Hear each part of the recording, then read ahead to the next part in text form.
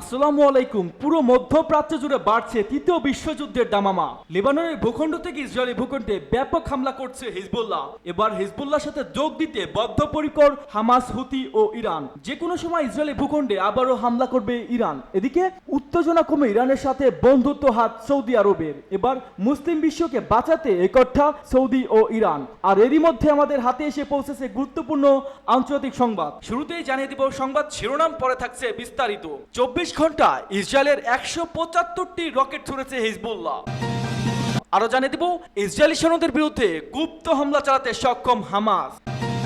আরো জানিয়ে দিব হতাশ হবেন না, শীঘ্রই বিজয় আসবে বললেন খালেদ মেশাল।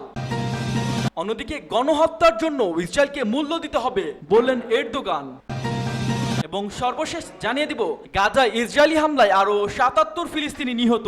এতক্ষণ শুনছিলেন সংবাদ শিরোনাম, এবার বিস্তারিত। তবে তার আগে আপনি যদি ইরান সহ সকল প্রক্সি বাহিনীর হামলাকে সমর্থন করে থাকেন তাহলে ভিডিওর কমেন্ট সেকশনে ইয়েস লিখে জানিয়ে দিন আপনার মূল্যবান মতামত। আর যদি ইরান সহ হামাস, হুতি, হিজবুল্লাহ সহ সকল প্রতিরোধ যোদ্ধাদের দৃঢ়তার সাথে ভালোবেসে থাকেন তাহলে ভিডিওটিতে একটি লাইক দিয়ে চ্যানেলটি সাবস্ক্রাইব করে সম্পূর্ণ ভিডিওটি দেখার অনুরোধ রইল। গত 24 ঘন্টায় ইসরায়েলে 175টি রকেট ছুড়েছে হিজবুল্লাহ। উত্তর ইসরায়েলে বিভিন্ন সামরিক বেসামরিক স্থাপনাকে লক্ষ্য করে রোববার মধ্যরাতে সোমবার মধ্যরাতের পর্যন্ত 24 ঘন্টায় মোট 175টি রকেট ছুড়েছে লেবানন ভিত্তিক ইসলামী সশস্ত্র গোষ্ঠী হিজবুল্লাহ। মঙ্গলবার এক প্রতিবেদনে ইসরায়েলি সম্প্রচার মাধ্যম চ্যানেল 12 এর তথ্য নিশ্চিত করেছে। প্রতিবেদনে বলা হয়েছে উত্তর ইসরায়েলের নাহারিয়া, হাইফা, একরা এবং ক্রায়ট শহরকে লক্ষ্য করে ছেড়া হয়েছে এইসব রকেট। অবশ্য লক্ষ্যবস্তুতে আঘাত হানার আগেই অধিকাংশ রকেট ধ্বংস করে দিয়েছে ইসরায়েলি প্রতিরক্ষা বাহিনী আইডিএফ। কয়েকটিকে ধ্বংস করা সম্ভব হয়নি, তবে রকেটে হামলার কোনো ইসরায়েলি হতাহতের কোনো ঘটনা ঘটেনি। গতকাল 7 অক্টোবর গাজায় ইসরায়েলি বাহিনী চলমান অভিযানে 1 বছর পূর্ণ হয়েছে। হামাস জানিয়েছে সোমবার তেল আবিবকে লক্ষ্য করে বেশ কয়েকটি রকেট ছুড়েছে গোষ্ঠীটি। ইরানের সমর্থন পুষ্ট হিজবুল্লাহকে ধ্বংস করতে গত 23 সেপ্টেম্বর থেকে দক্ষিণ লেবাননে অভিযান শুরু করে ইসরায়েলি প্রতিরক্ষা বাহিনী। হিজবুল্লাহ সবচেয়ে গুরুত্বপূর্ণ ঘাঁটি ও সামরিক স্থাপনাগুলো রয়েছে লেবাননের দক্ষিণাঞ্চলে। লেবাননের ইসরায়েলি বাহিনী গত প্রায় 2 সপ্তাহ অভিযানে 1251 জন নিহত, 3118 জন আহত এবং 12 লাখের বেশি মানুষ বাস্তুচ্যুত হয়েছে। নিহতদের মধ্যে হিজবুল্লাহর প্রধান হাসান নাসরুল্লাহ এবং কয়েকজন শীর্ষ কমান্ডারও রয়েছে। ইসরায়েলি সৈন্যদের বিরুদ্ধে গুপ্ত হামলা চালাতে সক্ষম হামাস। 1969 থেকে 2017 সাল পর্যন্ত হামাসের সর্বোচ্চ নেতা ছিলেন খালেদ মেশাল। 1997 সালে ইসরায়েলে তাকে বিষ প্রয়োগ করে মারার চেষ্টা করলেও বেঁচে যান তিনি। হামাসের নেতৃত্ব প্রায় 3 দশক ধরে গুরুত্বপূর্ণ ভূমিকা পালনের কারণে মেশাল এখনও ওই দলের প্রভাবশালী। বর্তমান তাকে হামাসের কূটনৈতিক মুখপাত্র হিসেবে দেখা হয়। সোমবার গাজা যুদ্ধের বর্ষপূর্তিতে বার্তা সংস্থা রয়টার্সকে সাক্ষাৎকারে দেন তিনি। খালেদ মেশাল ইসরায়েলের সঙ্গে 1 বছরের যুদ্ধে ব্যাপক ক্ষয়ক্ষতির পরেও হামাস ফিনিক্স পাখির মতো ধ্বংসস্তূপ থেকে পুনরায় উঠে দাঁড়াবে। এখনও ফিলিস্তিনি স্বাধীনতাকামী সংগঠন যোদ্ধা নিয়োগে ও অস্ত্র উৎপাদনে অব্যাহত রেখেছে। হামাসের সাবেক এই প্রধান বলেন, ফিলিস্তিনি ইতিহাসে বেশ কয়েকটি চক্র নিয়ে গঠিত। আমরা একটি পর্যায়ে দিয়ে যাই যেখানে আমরা শহীদের হারাই এবং সামরিক সক্ষমতা কিছু অংশ হারাই, কিন্তু আল্লাহর রহমতে ফিলিস্তিনি চেতনা ফিনিক্স পাখির মতো পুনরায় উজ্জীবিত হয়। কিন্তু ফিনিক্স একটি পৌরাণিক পাখি, অনেক বছর বেঁচে এই পাখি আগুনে পুড়ে যেতে মৃত্যুবরণ করে এবং এরপর নিজের ছাই থেকে আবারও নতুন করে জন্ম নেয়। যুগ যুগ ধরে নব উদ্যম প্রজন্মের প্রতীক হিসেবে ব্যবহৃত হয়ে আসছে এই ফিনিক্স পাখি। তিনি আরও বলেন, এখনও ইসরায়েলের সৈনিকদের বিরুদ্ধে গুপ্ত হামলা চালাতে সক্ষম হামাস যোদ্ধারা। সোমবারও সকালে গাজা থেকে ইসরায়েলের দিকে 4টি ক্ষেপণাস্ত্র নিক্ষেপ করে হামাস, যদিও এর সবগুলো ঠেকিয়ে দেয় ইসরায়েল। তিনি বলেন, আমরা আমাদের গোলাবারুদ ও অস্ত্রের একটি অংশ হারিয়েছি, তবে হামাস এখনও তরুণদের নিয়োগ করছে এবং গোলাবারুদ ও অস্ত্রের একটি উল্লেখযোগ্য অংশ তৈরি করা অব্যাহত রেখেছে। ইসরায়েলকে বছর জুড়ে বিলিয়ন ডলার সহায়তা যুক্তরাষ্ট্রের। হতাশ হবেন না, শীঘ্রই বিজয় আসবে বললেন খালেদ মেশাল। টানা 1 বছর ধরে ফিলিস্তিনি অবরুদ্ধ গাজায় বর্বর হামলা চালিয়ে যাচ্ছে ইসরায়েলি বাহিনী। আর এসব হামলার পিছনে বেশিরভাগই অস্ত্র যোগান দিয়েছে যুক্তরাষ্ট্র। গত বছরের 7 অক্টোবর যুদ্ধ শুরুর পর থেকে ইসরায়েলকে রেকর্ড পরিমাণ সামরিক সহায়তা দিয়েছে দেশটি। সোমবার যুক্তরাষ্ট্রের ব্রাউন ইউনিভার্সিটির কস্ট অফ ওয়ার প্রকল্পে প্রতিবেদনে বরাত দিয়ে আল জাজিরা জানিয়েছে, যুদ্ধ শুরুর পর থেকে যুক্তরাষ্ট্রে ইসরায়েলকে $790 কোটি পরিমাণ সামরিক সহায়তা পাঠিয়েছে।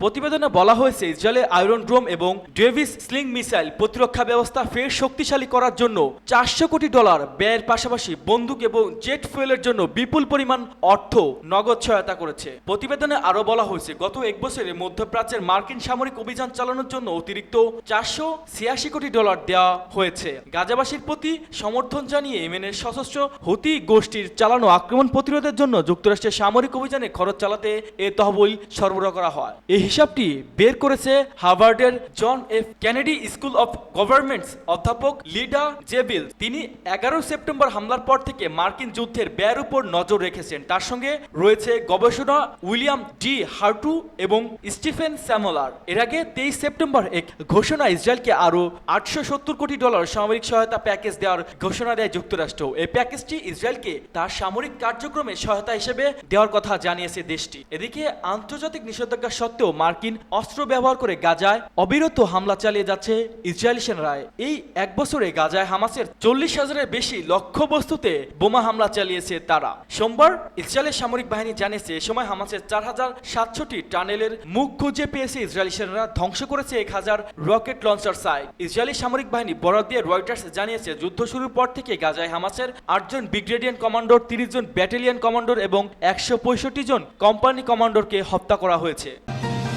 গণহত্যার জন্য ইসরায়েলকে মূল্য দিতে হবে বললেন এরদোগান। গাজায় গণহত্যা চালানোর জন্য ইসরায়েলকে কঠিন মূল্য দিতে হবে বলে হুঁশিয়ারি দিয়েছেন তুরস্কের president Recep Tayyip Erdogan. 7 October গাজায় শুরু হওয়া যুদ্ধের বর্ষপূর্তিতে তিনি এই হুঁশিয়ারি দিয়েছেন। খবর আনাদুল এজেন্সি। সোমবার সামাজিক মাধ্যম এক্সে এরদোগান লিখেছেন, এটা ভুলে যাওয়া উচিত নয় যে আজ হোক বা কাল ইসরায়েলকে এই গণহত্যার মূল্য দিতে হবে। 1 বছর ধরে এটা চলছে, এখনো তা অব্যাহত রয়েছে। তিনি লিখেছেন, মানবতার অভিন্ন জোট যেভাবে নেতা অ্যাডলফ হিটলারকে থামিয়ে দিয়েছিল, ইসরায়েলি প্রধানমন্ত্রী বেনিয়ামিন নেতানিয়াহু ও তার হত্যাকাণ্ডের নেটওয়ার্ককেও একইভাবে থামিয়ে দেওয়া হবে।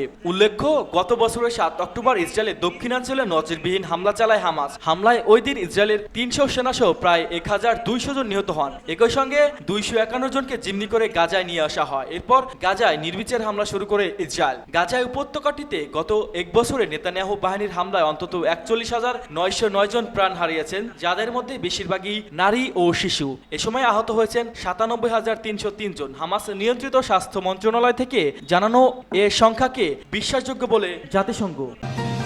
গাজায় ইসরায়েলি হামলায় আরও 77 ফিলিস্তিনি নিহত। ফিলিস্তিনি অবরুদ্ধ গাজায় ভূখণ্ডে ইসরায়েলি হামলায় একদিনে আরও 77 ফিলিস্তিনি নিহত হয়েছেন। আহত হয়েছেন আরও অনেকেই, তাদের মধ্যে অনেকের অবস্থা আশঙ্কাজনক। সোমবার অবরুদ্ধ গাজা ভূখণ্ডের স্বাস্থ্য মন্ত্রণালয় এ তথ্য জানিয়েছে। খবর আনাদুল এজেন্সি। প্রতিবেদনে বলা হয়, গাজা উপত্যকা ইসরায়েলি চলমান হামলায় আরও 77 ফিলিস্তিনি নিহত হয়েছেন। এতে করে গত বছরের অক্টোবর থেকে এ পর্যন্ত মোট মৃতের সংখ্যা বেড়ে 41,909 জনে পৌঁছেছে। মন্ত্রণালয় বিবৃতিতে আরও জানিয়েছে, নিরলস এই হামলায় আরও অন্তত 97,303 ফিলিস্তিনি আহত হয়েছেন। মন্ত্রণালয় বলছে, গত 24 ঘন্টায় ইসরায়েলি বাহিনীর অব্যাহত আগ্রাসনে 77 জন নিহত হয়েছেন। অনেক মানুষ এখনও ধ্বংসস্তূপের নিচে এবং রাস্তায় আটকে পড়ে আছেন, কারণ উদ্ধারকারীরা তাদের কাছে পৌঁছতে পারছেন না। 2023 সালের 7 অক্টোবর ইসরায়েলের দক্ষিণাঞ্চলে গাজায় ফিলিস্তিনি যোদ্ধাদের নজিরবিহীন হামলার মধ্য দিয়ে গাজা যুদ্ধে সূত্রপাত হয়েছিল। এরপর থেকে টানা হামলে চালিয়ে যাচ্ছে ইসরায়েল। এই সংঘাতের ফলে চরমভাবে ক্ষতিগ্রস্ত হয়েছেন গাজার মানুষ। ইসরায়েলে অবিরাম হামলায় ফিলিস্তিনি ছিটমহলটি প্রায় ধ্বংসস্তূপে পরিণত হয়েছে। ঘরবাড়ি ছাড়া হয়েছে, মানবেতর জীবনযাপন করছে লাখ লাখ ফিলিস্তিনি। আজ হামলার বর্ষপূর্তিতে হলেও এখন যুদ্ধ থামার কোনো লক্ষণ নেই। উল্টো প্রতিদিন শোনা গেছে ক্ষেপণাস্ত্র ও হামলা ও মৃত্যুর খবর। জাতিসংঘের হিসাব মতে হামলায় ক্ষতিগ্রস্ত ভবনগুলো ধ্বংসস্তূপে পরিমাণ 4,20,00,000 টনেরও বেশি। এসব ধ্বংসস্তূপ 2008 থেকে গত বছর যুদ্ধ শুরু হওয়ার আগ পর্যন্ত গাজা ভূখণ্ডে সঞ্চিত আবর্জনা 14 গুণ এবং 2016 থেকে 17 সালে ইরাকের মুসলেহাওয়ার যুদ্ধের ধ্বংসস্তূপের 5 গুণের বেশি। এক বছর ধরে চালানো ইসরায়েলি হামলার পর বিভিন্ন ভবনে ধ্বংসস্তূপে চাপা পড়া অনেকেই নিখোঁজ হয়েছেন। তারা মারা গেছেন বলে ধারণা করা হচ্ছে। ফিলিস্তিনি স্বাস্থ্য কর্তৃপক্ষ মনে করছে, গাজা উপত্যকা জুড়ে ধ্বংস হওয়া বাড়ি ধ্বংসস্তূপের নিচে এখনো 11,000-এরও বেশি লোক নিখোঁজ হয়েছেন। মূলত গাজায় অবিলম্বে যুদ্ধবিরতির দাবি জানিয়ে জাতিসংঘের নিরাপত্তা পরিষদের প্রস্তাব সত্ত্বেও ইসরায়েলের অবরুদ্ধ এই ভূখণ্ডে তার নৃশংস আক্রমণে অব্যাহত রেখেছে।